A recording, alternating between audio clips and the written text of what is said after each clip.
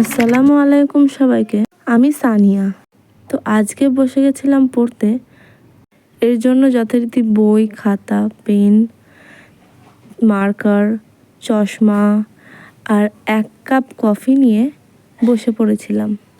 তো তারপর আমার ইংলিশ খাতাটা আমি খুললাম। তো আমার ইংলিশ পড়তে খুব একটা ভালো লাগে না, তাতে ওই নাম সাক্ষী খুলে একটু দেখে টেখে আবার রেখে দেবো।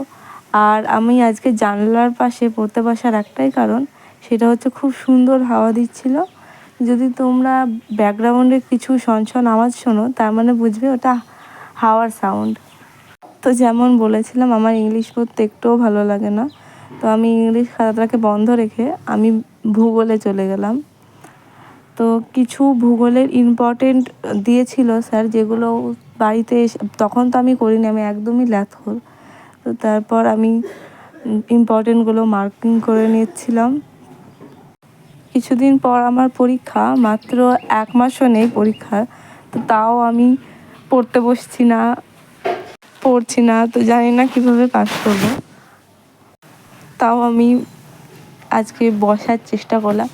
আসলে পড়তে বসতে ভালোই লাগে, কিন্তু টেবিলে নিজেকে টিকিয়ে রাখাটাই বড় চ্যালেঞ্জ।